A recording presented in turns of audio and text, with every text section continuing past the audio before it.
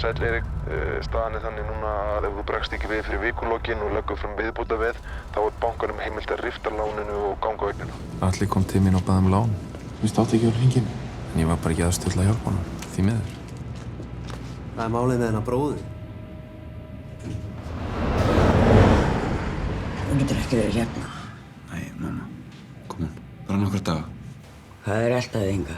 Það eldi mig enginn. Af hverju er löggan að leita þér?